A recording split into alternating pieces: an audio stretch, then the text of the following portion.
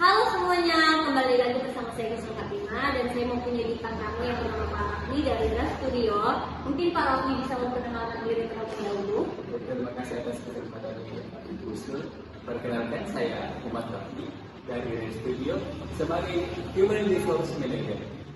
Baik, terima kasih kepada Bapak Rafli yang telah hadir pada siang hari ini. Mungkin saya ingin bertanya beberapa pertanyaan kepada Pak Rafli. Apakah Pak Rafli siap? Boleh. Yang pertama ialah, bisakah Pak Rafli menceritakan mengenai latar belakang dan sebuah pengalaman apa saja yang Pak Rafli punya di perusahaan Bapak? Oke. Soal apa tadi? Pengalaman dan juga latar belakang. Oh ya.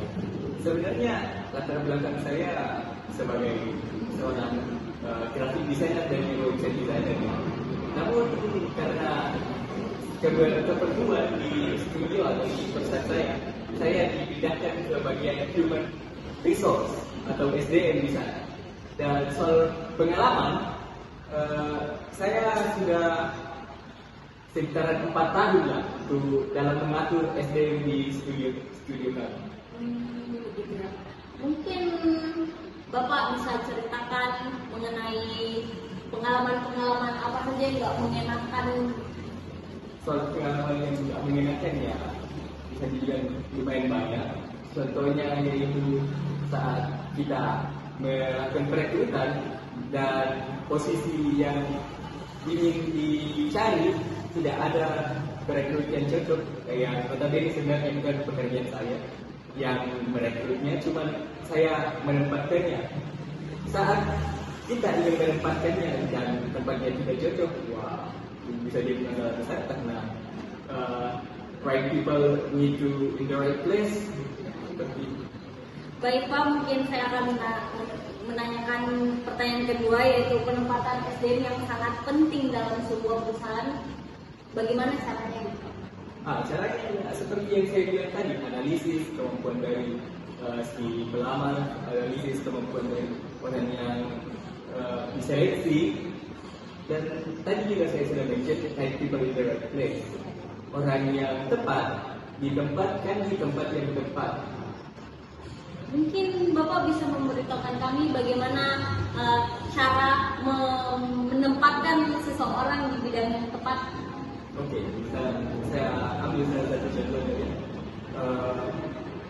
misalkan si A ini memiliki skill di bagian lighting itu salah satu aspek paling penting dalam fotografi.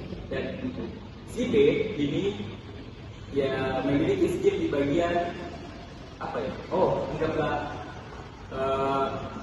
framing. Bagaimana seorang fotografer mengatur framenya atau mendapatkan posisi objek yang difoto seperti itu. Dan saya harus pilih di antara kedua ini mana yang paling cocok untuk ditempatkan sebagai fotografer utama di studio kami. Ya, jelas saya memilih orang yang lebih ahli dalam bagian framing karena framing itu bagian sangat penting dari fotografi. Mungkin orang si A ini, si orang yang bisa mengatur lighting itu bisa ditempatkan di bagian lainnya di studio. Kayak lightingnya seperti itu. Mungkin ada saran untuk teman-teman yang lagi mencari penempatan yang tepat untuk standar perusahaan gitu Pak. Soal standar sih setiap perusahaan pasti berbeda-beda ya, karena tidak mungkin dua perusahaan memiliki standar yang sama. Bisa saja terjadi sebenarnya, tapi kemungkinannya kecil. Soal saran mungkin bisa saya sarankan untuk lebih kritis lagi dalam menganalisis SDM yang ingin diterima dan ingin ditempatkan di posisi ini. Terima kasih Pak Rafli telah menjawab pertanyaan saya.